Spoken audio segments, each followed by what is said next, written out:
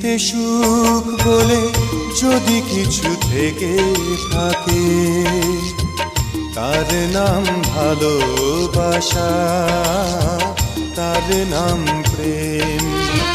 জ্বলে পুড়ে মরার মাঝে যদি কোনো সুখ থাকে, তার নাম ভালোবাসা।